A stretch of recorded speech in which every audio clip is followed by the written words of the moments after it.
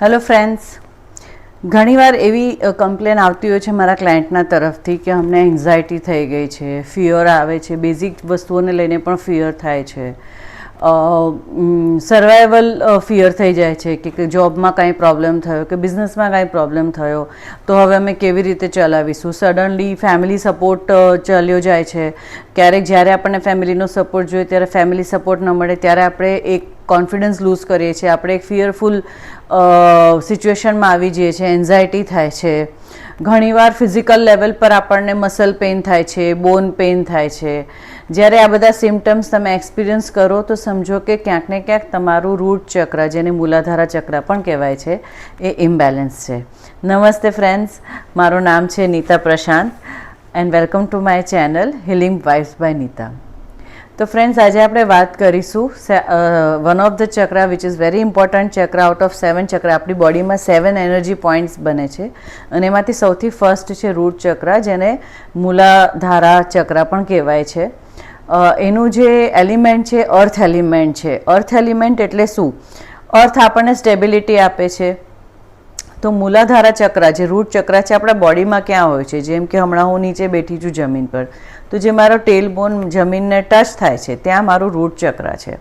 Route ચક્ર આપણને stability આપે છે, આપણને કોન્ફિડન્સ આપે છે. ફિઝિકલ લેવલ પર આપણું જે બોન સ્ટ્રક્ચર છે, મસલ છે, એ જે સ્ટેબિલિટી આપે છે, કારણ કે બોન સ્ટ્રક્ચર અગર સ્ટેબલ હોય તો આપણી બોડી બરાબર ઊભી રહી શકે. સો એ રૂટ ચક્રના એટ્રીબ્યુટ્સ છે.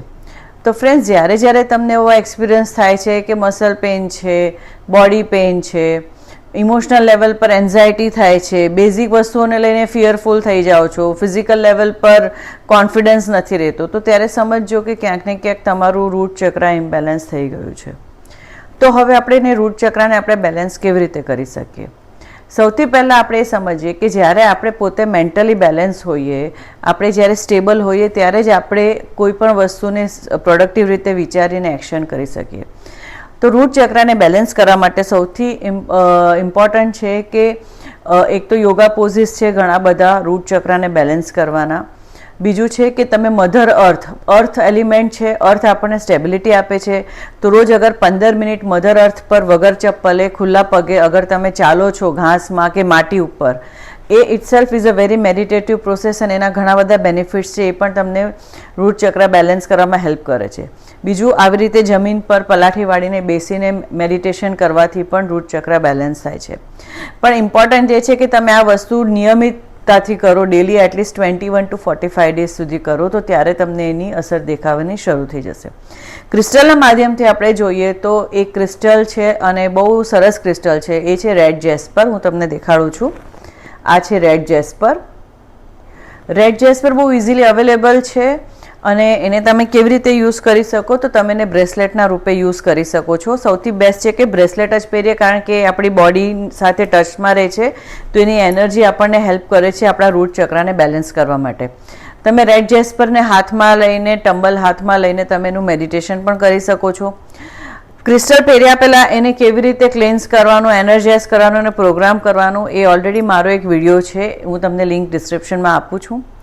તો જ્યારે તમને ફ્રેન્ડ્સ આવા એન્ઝાયટી થાય કે ફિયરફુલ થાય, કોન્ફિડન્સ લૂઝ કરો, તમારું મેન્ટલી તમે સ્ટેબલ ના રહો, ફિઝિકલ લેવલ પર તમને મસલ પેઇન થાય છે, લેગ્સ પેઇન થાય છે, બોન પેઇન થાય છે, તો તમને જે મેં આ 3 ઉપાય કીધા કે મેડિટેશન છે, કે ખુલ્લા પગે ચાલો અને રેડ જેસ્પરનો યુઝ કરો, યોગા પોઝિસ કરો, એનાથી તમારું રૂટ ચક્ર બેલેન્સ કરવામાં હેલ્પ થશે. અગર તમને ક્યાંયથી ઓથેન્ટિક રેડ જેસ્પર ન મળે તો તમે મને પણ કોન્ટેક્ટ કરી શકો છો. મારો કોન્ટેક્ટ નંબર નીચે આપી રહી છું, તો તમે મને પણ કોન્ટેક્ટ કરી શકો છો અને હું તમને રેડ જેસ્પર ઓરિજિનલ જે જેન્યુઇન ક્રિસ્ટલ છે એ પ્રોવાઈડ કરી શકીશ. So thank you friends for watching my video.